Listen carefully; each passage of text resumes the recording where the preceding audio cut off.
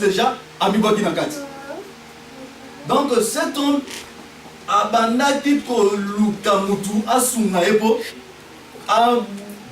amibwaka na mai mais azaki na mutu te mais ata ba souffrance na ye ata pasi na ye mais miso na ye eza kotala toujours mouvement ya ba ange ndenge eza kokende ndenge bazokita mais ye aza na mutu te miso na ye eza kotala toujours piscine. Amen. Amen. C'est la même chose, mon frère. Ndenge tozaboy, otiki ndaku na yo, comme docteur Jean vient de dire, oyeka sina esika oyo, eza pona otala mutu te. Nga tango na yaka kati na esika oyo, na yaka pona ko prier. Donc il na yaka pona ko yo enseignement. C'est la même chose avec cet homme. Na pas si na ya tikinda kunaye, malgré ba mema qui ba yako tike place wana, mais atikala ki yemoko. Amen. Donc soko ye kati na place oyo, mi mona ke ozai yo moko. Donc oye ko luka elonya Seigneur Jésus-Christ. Amen. Amen. Mais un jour, Bethsaïda kuma ki mutu. Aye ko yebisa na frère na ngana bi, prends ton lit et marche. Donc ils ont conseil, toujours pesa na ba frère, toujours pesa na ba sœur, oyo balingi komitika. Amen. Amen. Malgré situation na ezali grave. Ata olongwe kati nesika oyo, aucun côté mususu mon frère. Kotika enseignement te. Fixez mis son nom toujours dans la parole de Dieu. Un jour, Seigneur Jésus-Christ a coupé ça et il y a un problème là. Amen. Tu retiens les matos dans l'écriture.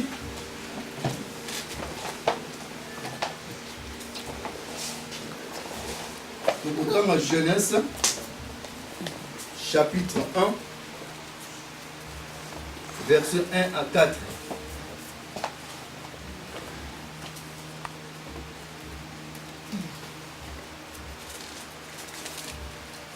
Genèse 1, 1 jusqu'à 4. Au commencement, Dieu créa les cieux et la terre. La terre était informe et vide, et il y avait des ténèbres à la surface de l'abîme. L'Esprit de Dieu se mouvait au-dessus des eaux. Dieu dit que la lumière soit, et la lumière fut. Dieu vit que la lumière était bonne, et Dieu sépara la lumière d'avec les ténèbres. Amen. Amen.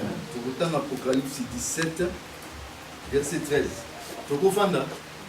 Apocalypse 17, verset 13.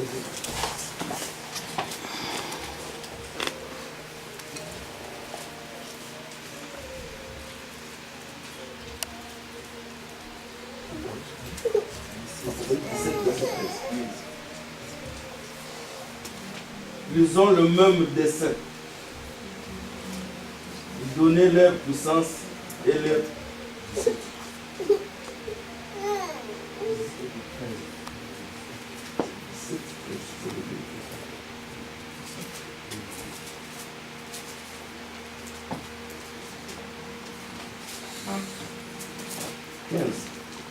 Non, 17, 15. Il me dit, les eaux que tu as vues, sur lesquelles la prostituée est assise, ce sont de peuples, de foules, de nations et de langues. Amen. Amen. Nous avons toujours enseignement, il y a Docteur Jean. Amen. Amen. Nous avons toujours lié. La Bible nous montre ici qu'au commencement, Dieu créa les cieux et la terre. Amen. Amen.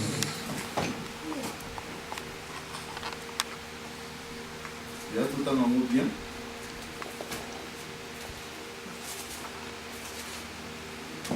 Au commencement, Dieu créa les cieux et la terre. La terre était forme et vide. Il y avait des ténèbres à la surface de la terre. Et l'Esprit de Dieu se mouvait au-dessus des eaux. Amen. Amen. Donc, Nzambe tanga sali mokili,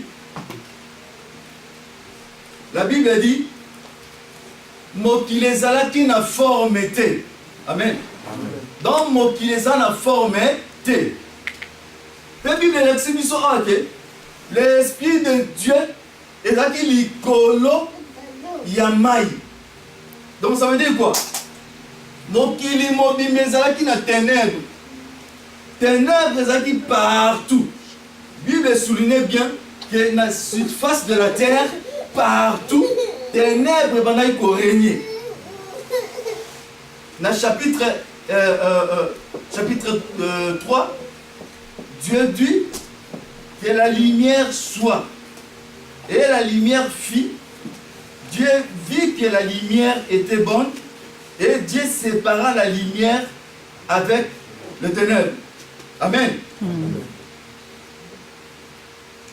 Comme ténèbres ezalaki partout, la Bible dit, Dieu créa la lumière.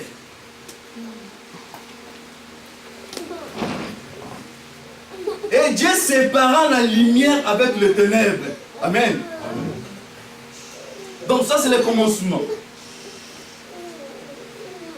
Dans le chapitre moko awa toza ko bimisa ba verset après toka ko sangisa yango. Amen. Toto tanga chapitre moko awa il y a 17 15 Apocalypse 17 15. Donc dans Apocalypse 17 15 awa ange abandi ko expliquer au commencement. Ange abandi ko lakisa na Jean alobi non mai yo moni wana eza vraiment mai te mais ezali batu. Amen. Ezali balanga, ezali ba foule, donc ezali ba peuple. Donc eza vraiment mai te. Donc elingo la sanini. Donc comment on a biso na comment on est différent. Amen. Parce que par exemple les prophètes Saoul, quand la kenda qui peut convaincre David, prophète Saoul et Samuel, azotala na misu ya kibomoto. Donc azo pointé, azotala moto oyo aza mulai, oyo akoki ko diriger Israël. Azotala beauté ya mobali oyo akoki ko diriger Israël. Mais tant aza ko pointé, la Bible nous dit que le prophète Samuel a tatonaki. Amen. Nzamba lobi na yeno ezali yete. Nzambe aye kopona David. Donc Nzamba aye kofungula prophète Samuel biso ke non yende na poni. Donc elingo la sebiso ke comment na biso façon ya comment na biso na façon ya comment na Nzambe ezali différent. Amen. C'est ça que Dieu voulait nous parler ici.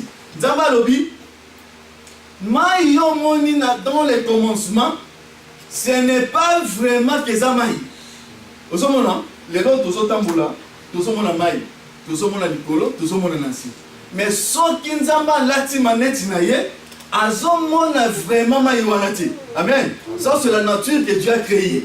Mais ce que Dieu voulait parler par ici, Nzamba lingi koloba pona biso. Amen.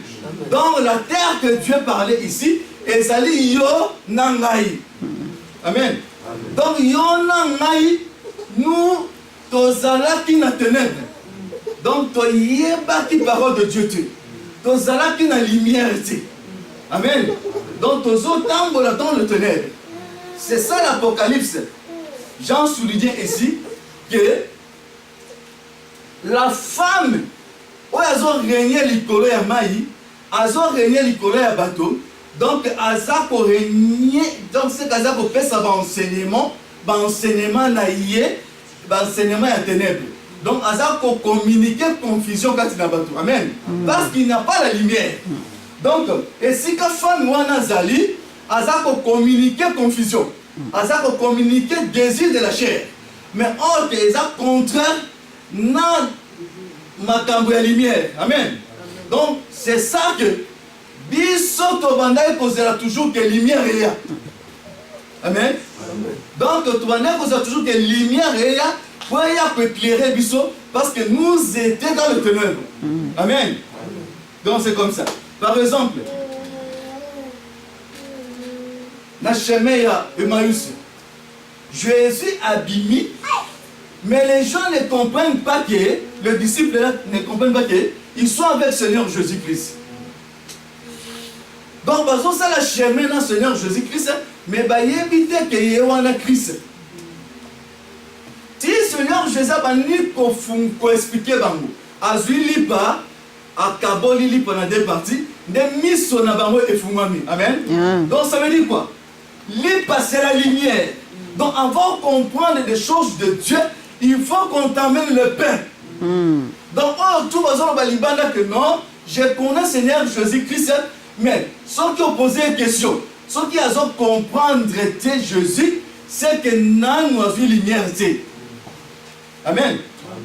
C'est ça nous disons ici que les enfants d'Israël, banda jeunesse, si l'Apocalypse, donc baza na lumière est. Amen. Tout autant la verset moko.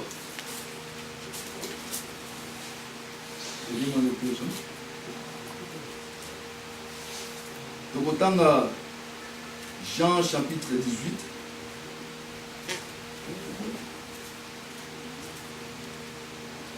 Jean 18. Verset 10.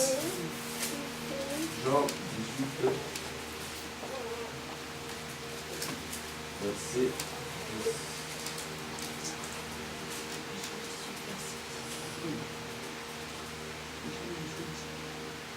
Verset 10. Simon Pierre, qui avait une épée, la tira, frappa les serviteurs du souverain sacrificateur et lui coupa l'oreille droite. Ce serviteur s'appelait Malchus. Dans ce Acte des Apôtres, chapitre 18, verset 9 à 11. Acte des Apôtres 18, 9 à 11.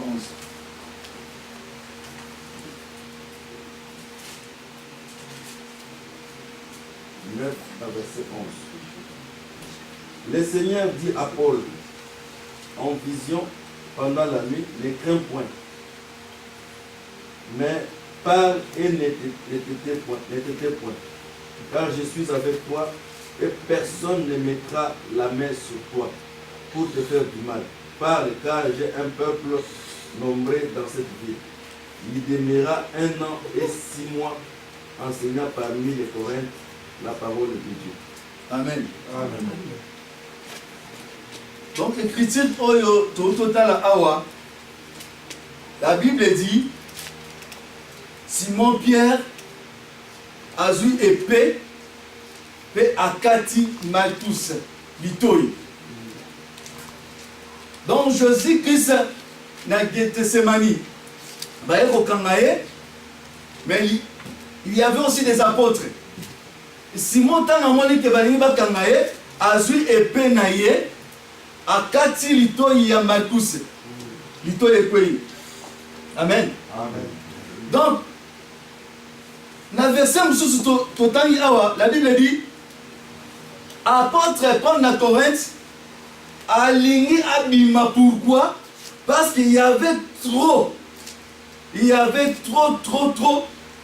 de persécutions. Apôtre Paul n'a qui Manabutu, parce qu'il y a un moment qui va remonter. Mais la nuit, Seigneur Jésus-Christ a élu Abinon, pour qu'il était, parce que parmi le peuple, et ça peuple n'a pas ça dans Katiwana. Et Bongi, on peut savoir lumière pour comprendre. Amen. Amen. Pourquoi tu touches à apôtre Pierre? Donc, tu retournes le barrage, non? Depuis Genèse, 6 jours Jésus a dit, les enfants d'Israël, bazala qui comprend les paroles de Dieu.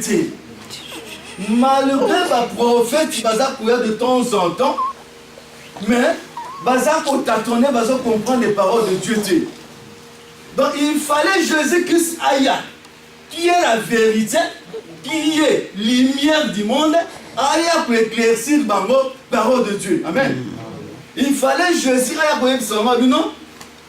Moïse, c'était moi. Pierre, et Zalaki Ngai. Samson, et Zalaki Ngai. Mais c'est Zalaki ombre. Mais tant a connu pour expliquer Bango, peuple juif, Zalaki prêté. Amen. Donc, peuple juif, Zalaki prêté. Donc, il fallait explication, il y a parole. Donc, là où il n'y a pas l'explication de la parole, ténèbres n'est pas pour régner. Donc, c'est pour cela. Donc, il fallait explication et il y a les peuple juif. Mais, on a cherché ténèbres. Mais Seigneur Jésus lui-même, à travers Pierre, physiquement, Pierre a vu épée, à Katilito et à Marcus. Amen. Donc Marcus, c'est tout un peuple, c'est Israël. Donc c'est Pierre qui a coupé l'entendement. Il y a des juifs et tu vas comprendre les critiques. Amen. Donc Pierre a coupé explication. Tu vas comprendre l'explication. Donc Pierre a coupé ça. Mais spirituellement, Pierre a coupé ça. Amen. C'est ça qu'on va lire les Écritures. Toujours, ça nous a toujours béquiti. Après, tu peux expliquer les sources béquiti. Amen. Donc, autant dans le chapitre Actes des Apôtres.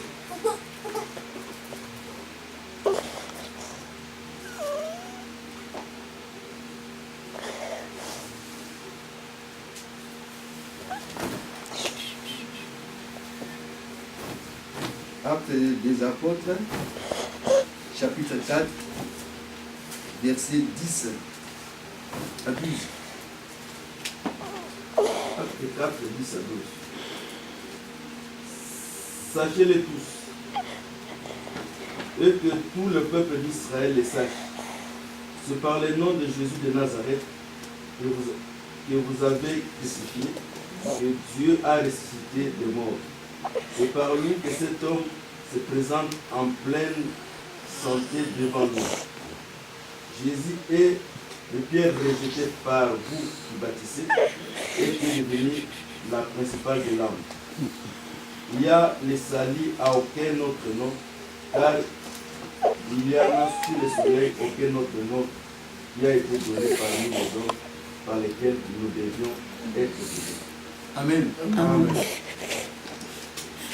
Donc Pierre devant le juif. Pierre a bandé pour expliquer le juif. A bandé pour expliquer le souverain sacrificateur. Pierre a bandé pour expliquer que non. Jésus-Christ a bino boboma kiwana. Yende azali nzambe. Amen. Yende awuti na likolo. Pour aya kopesa biso lumière ya écriture. Aya kolakisa biso que David, c'était l'ombre, le véritable David, et le Seigneur Jésus-Christ. Amen. Mais, le souverain sacrificateur, qui connaît bien les Écritures, comment dire non, cet homme a mérité à Koufa. Parce que nous connaissons Jésus. Toyebi papa naye, toyebi maman naye. Amen. Mais comment? Oh, yokuta zali son portier. Comment lelo aya kokoma que yende le créateur. Amen. Donc cet homme a mérité l'iwa. Donc c'est ça couper l'oreille il y a des juifs. Amen. Parce que baza ko comprendre makambo oyo nanu bayokate. L'explication de la parole bango ba bien monter. Bango ba yebi parole ba yebi ka que non. Abraham c'est notre père. Abraham a solo qui n'a papa na biso. David, c'est le roi d'Israël. Samson, donc, si on comprend l'écriture, on peut expliquer que non, Samson, le véritable Samson,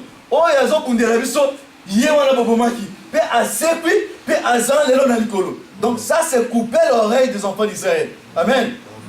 Il n'y a jamais qu'on comprenne des choses célestes. Amen. Explication de Dieu, on va comprendre dans notre parce que c'était coupé. Amen. Matthieu 10, verset 13, Jésus-Christ a été confirmé. Dans la parabole, parce que le commencement, c'est dans l'Apocalypse, l'écriture de Tozomona Awa, et Zali n'est comment m'a vraiment été. Amen. Et Zali, écriture autour, et là, tu bilamba. Et bon, il y a bilamba pour nous expliquer.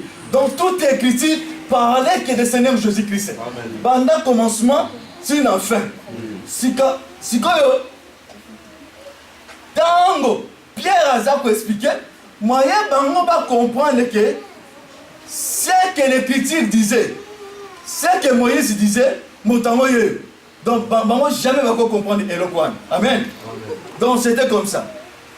Donc, la Bible nous montre ici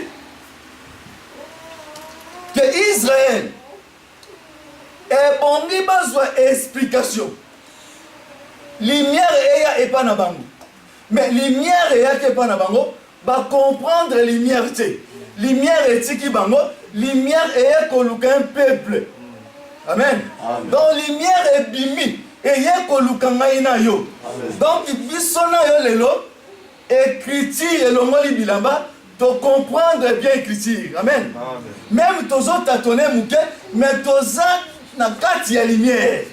Parce que dans l'Israël et l'autre qu'on me lié que non, moi je connais Abraham, Abraham que tu es fou. Parce que ce moment là yo jamais pu comprendre Abraham. Donc Abraham Azaya Bango. OK. C'est que docteur Jean enseigné ici, et ça est lama oyebimi éthique Israël. Pour ceux qui étant bolakana Israël, alingaki a purifié Israël. Amen. Et lama éthique Israël et yeko lukabiso, biso batu à lèpre, biso batu à maladie. Et lama yeko lukabiso libanda yakon et biso tous à la sanctifier, purifier. Amen. Amen. Donc c'est ça la parole de Dieu. Donc, on parle que du Seigneur Jésus-Christ. Maintenant, Jésus-Christ c'est comme une lumière. Aïe à Israël. Mais Israël va m'en y être. Israël va m'y être. Lumière est sortie. Et il y a que l'Ukabiso libéré à temps. Il y a les autres a éclairé. Amen. C'est ça la Bible dit. Au commencement, Dieu sépara la lumière avec les ténèbres. Les autres a séparé la ténèbre. Parce qu'ils comprennent déjà la parole de Dieu. Amen. Amen. Donc les lots, tant aux autres déjà, aux autres on a déjà que non, ce que j'ai fait, et ça ténèbre. Mais les bossos, on doit comprendre. Tout ça, on a des mususu, aux autres, il y a des saillés, que les biens réservent, il y a des comprendre. À ce moment-là, que non, ils ont besoin de comprendre. Ok, ils ont comprendre que, et là, on a ça les amabis. Mais bango bako comprendre ngouti. Amen. Là on a zo que na pas péché. Mais qu'on a touché à la minute. Tozo touché de comment tu peux connaître le Seigneur Jésus-Christ. Amen. C'est ça les petits oyo. Tozo touché awa.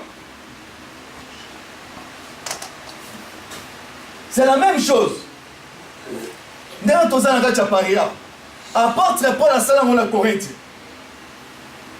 Lélo, dans la France, il y a aussi des enfants de Dieu. Ils ont marché dans la ténèbre. Mais Dieu a envoyé l'évangile éternel à la France.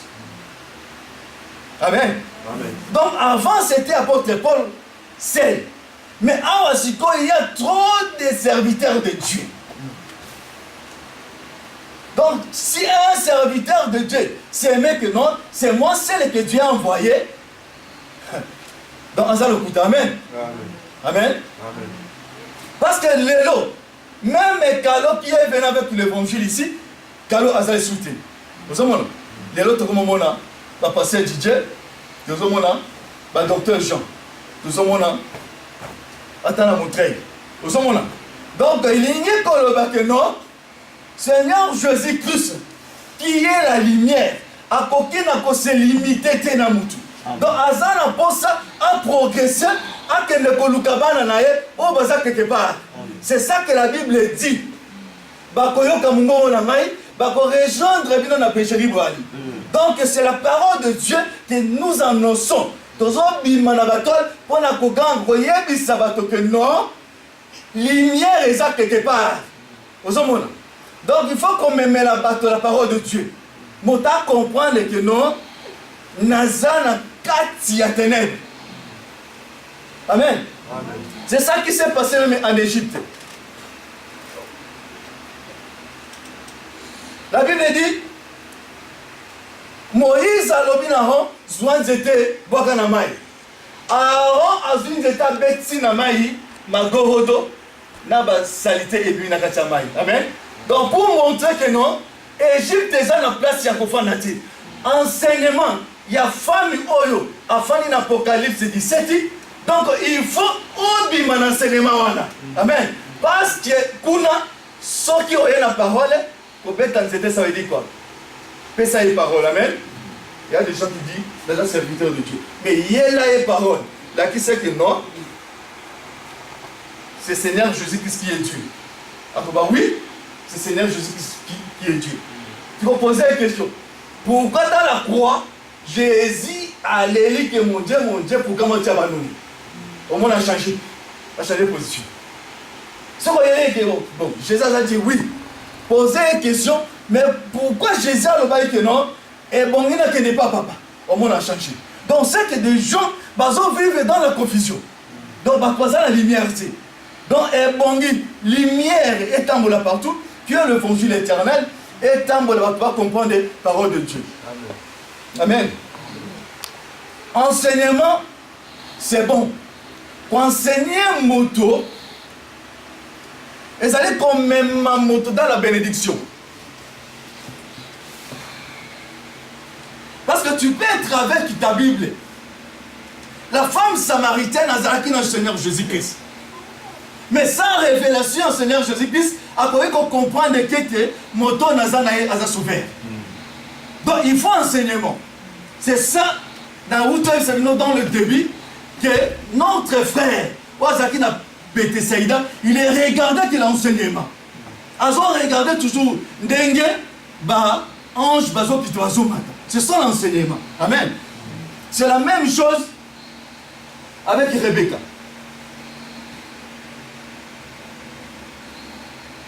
L'histoire est à Rebecca.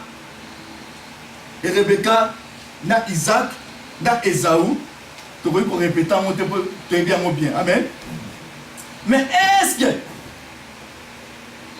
que Jacob ne voyait pas la vie d'Esaü? Donc Jacob voyait la vie d'Esaü. Amen. Donc tant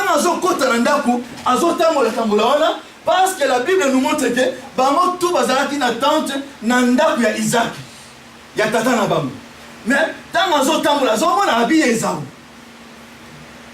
Azomona yango akoki pe ko toucher yango. Mais l'intelligence, la connaissance, pour y que cet habit peut m'amener la bénédiction à Zanamoté. Amen. Donc, il faut Rebecca Aya. Aya, il sait que non. Au monde, il on se présenter devant Isaac. Isaac a repris son bénédiction. C'est la même chose avec la Bible, mon frère. Au cause de la Bible. Mais ce qui Rebecca était, au coquille qu'on soit bénédiction. Amen. Et Rebecca aujourd'hui, ce sont des hommes de Dieu. Amen. Quand Jésus a dit, comme Dieu m'a envoyé, moi aussi je vous envoie. Là nous parlons dans le ministère. Amen. Amen. Les gens qui parlent du Seigneur Jésus-Christ. Et ça va tomber dans le sentiment de la montée. Donc, ce qui Rebecca, qui est serviteur de Dieu aujourd'hui, à la question de la bien tant que tu n'as pas Isaac, on a une malédiction. Amen. On a une malédiction. Ce qu'on a dans la Genèse, Bible lobby, Rebecca. S'il vous plaît.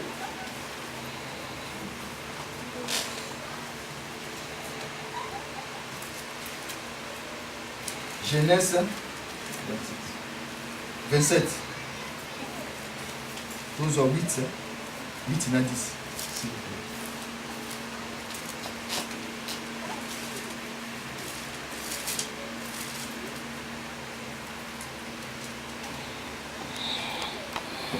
Genèse 27, 8, 10. Nous lisons au nom de Jésus-Christ.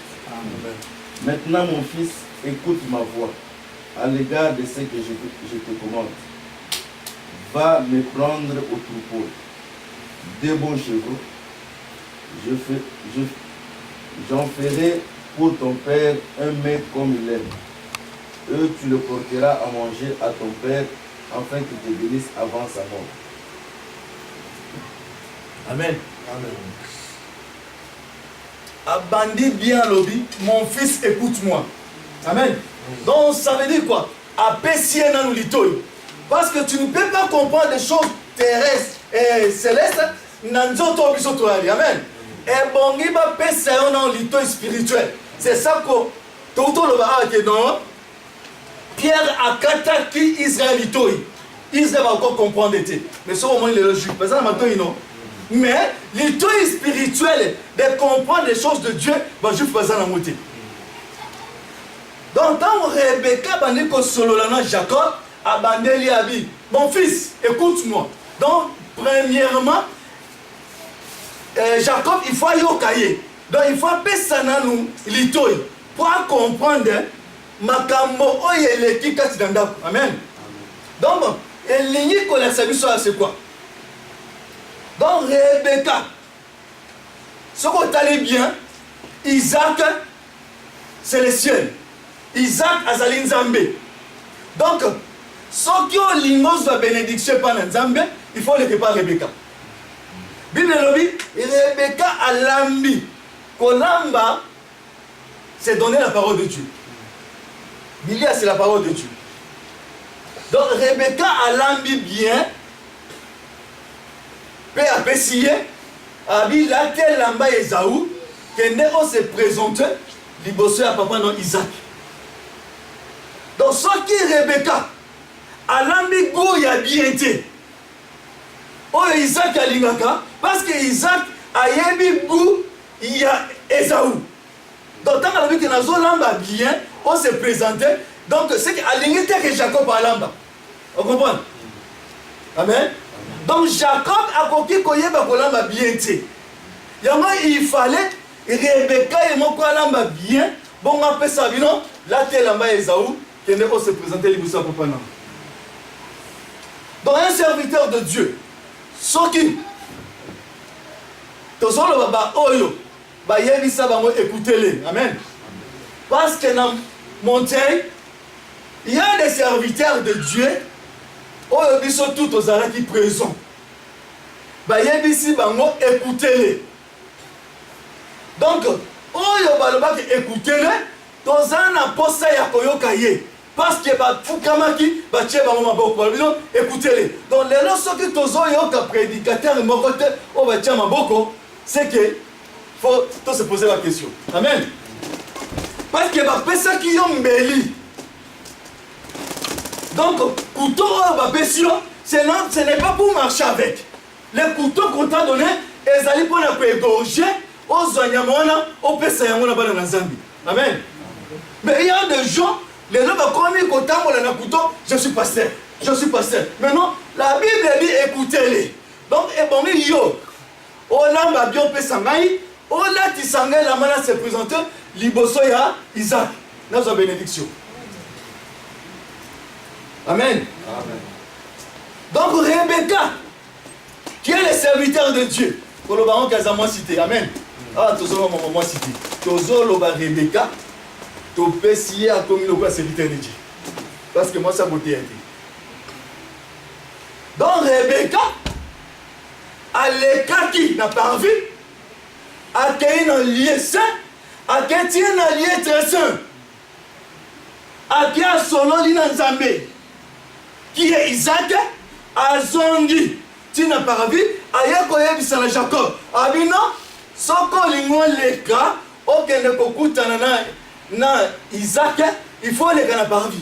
Au leki, aucun allié ça, après lié très saint. Amen. Parce que apôtre Jean, docteur Jean, a sorti à tabernacle. C'est ça, tous les autres types de tabernacle.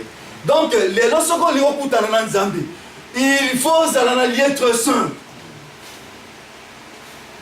Amen. Donc, il faut Zambie à la lumière et naïe pour mon Paul et naïe. Il faut sa bénédiction dans l'être saint.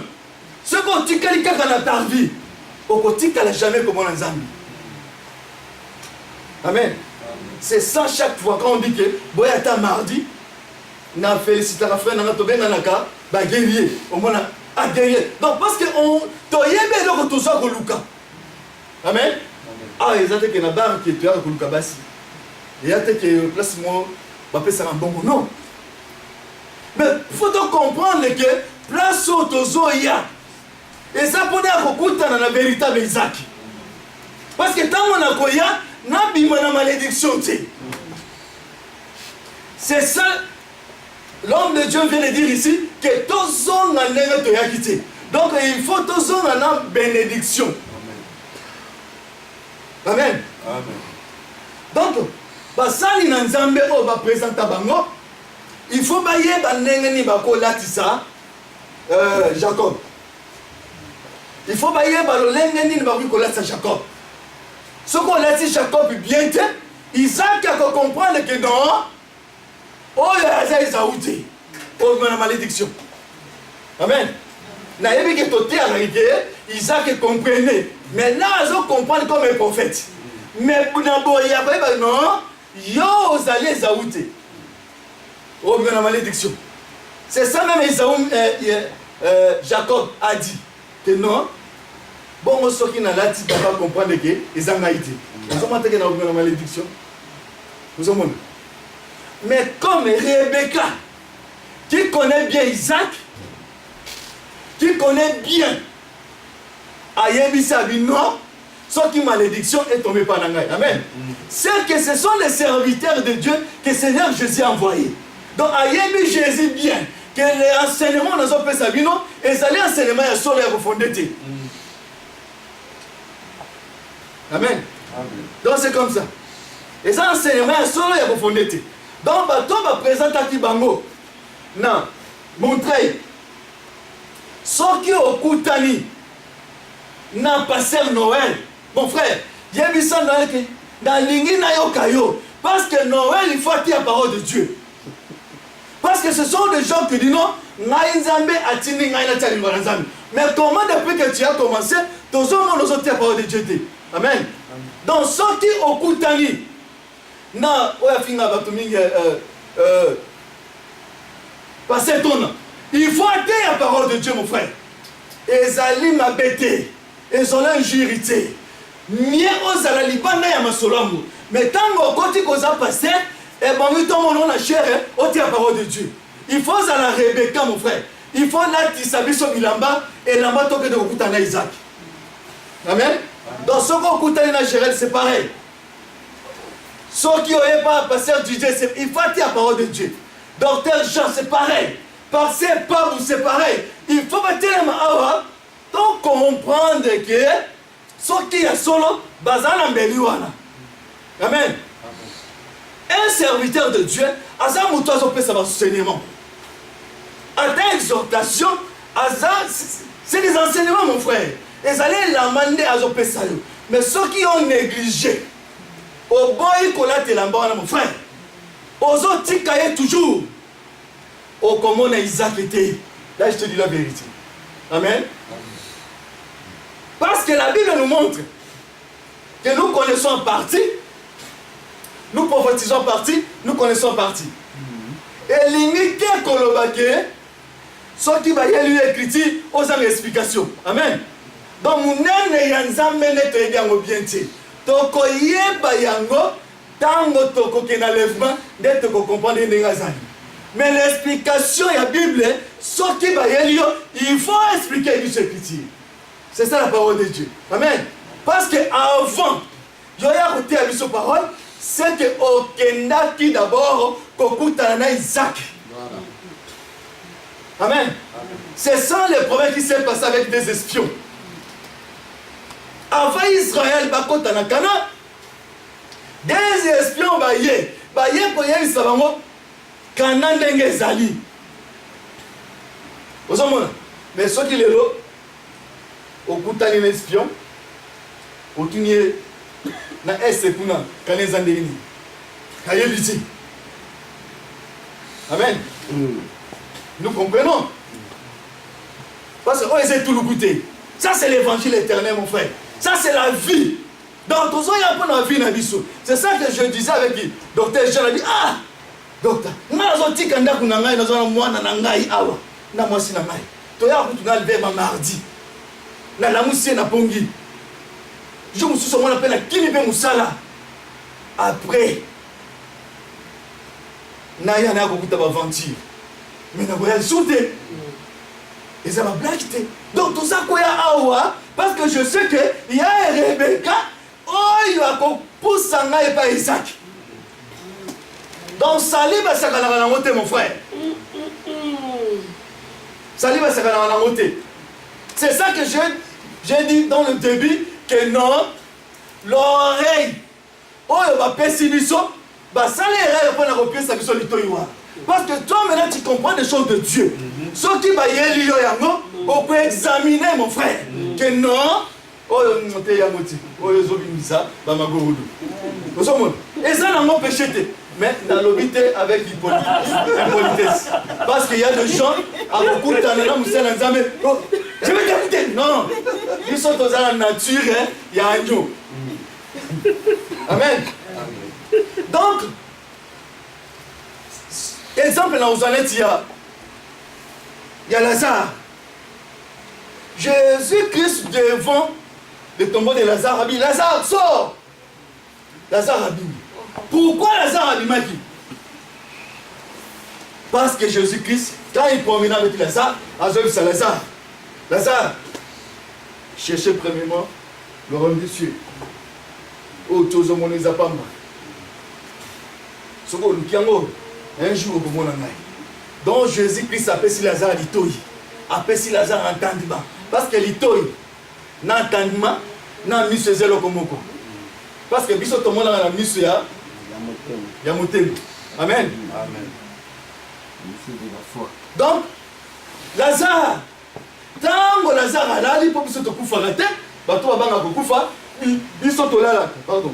Tant que Lazare a là, Jésus a dit Lazare, sort. Donc Lazare a dit il y a Jésus-Christ, son ami, Lazare a bimi. Mais bateau a kufa, Jésus-Christ a fait ça qu'il était.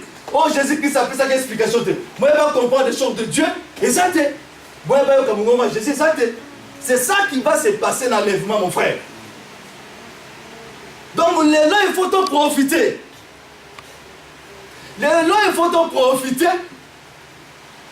T'en profiter comme tu as la connaissance. T'en profiter, il y a augmenter toujours connaissance. Il y a un moment où ils ont prié, augmente-nous la foi. Donc chaque fois, il faut venir à l'église, mon frère. Amen. Amen. Que votre retourne pourquoi la tangi docteur Odiloté. La tangi était pour Apocalypse 13 à Sotaka Bekiti dans ce terrain. Donc l'ingé bateau oyo, ce que tangi écriture, donc Esaïe yote mon frère. Écriture Esaïe à Jésus, alors que ne je t'envoie, que ne que l'angaï va brebis. Donc maintenant comme nous saute écriture. Nous comprenons que non, tu n'as pas de Dieu. Mais c'est un serviteur de Dieu. On dirait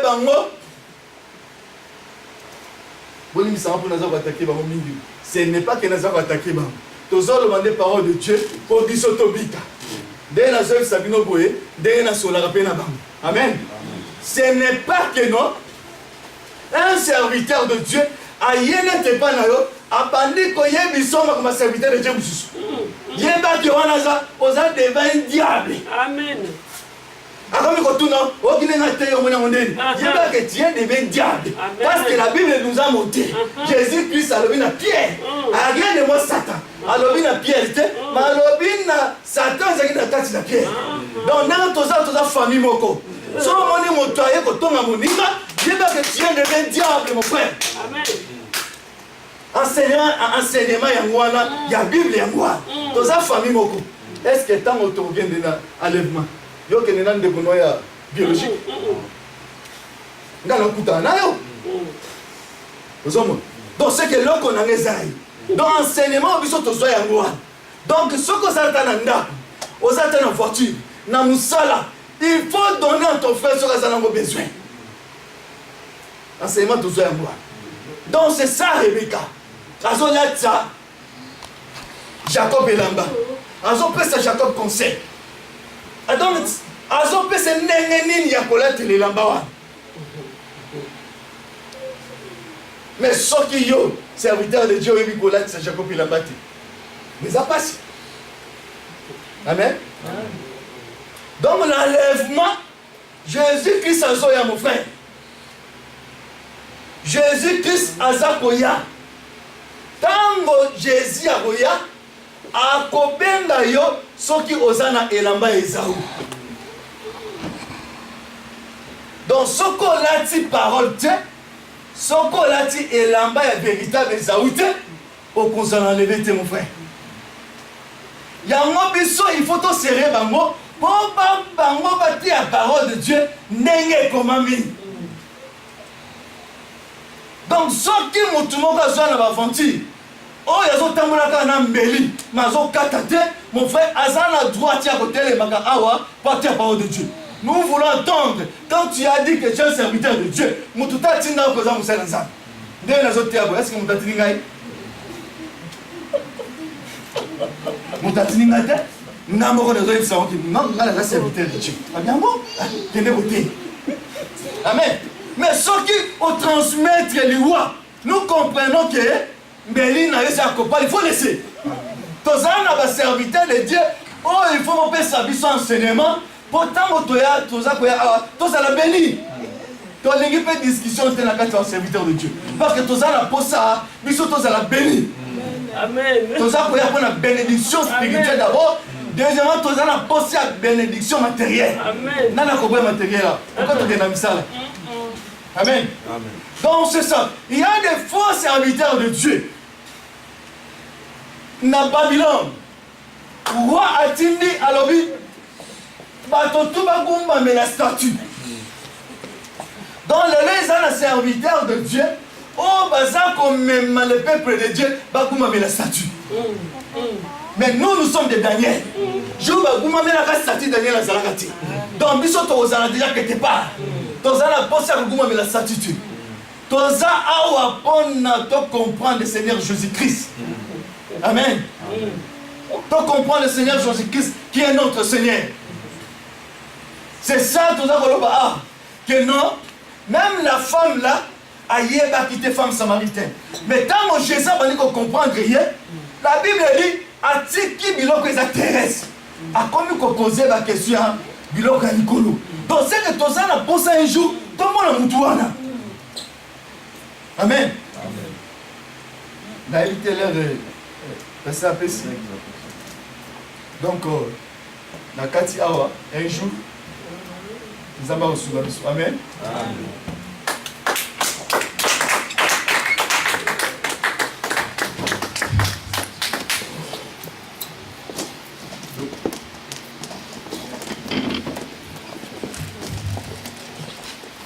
C'est bon, pourquoi t'as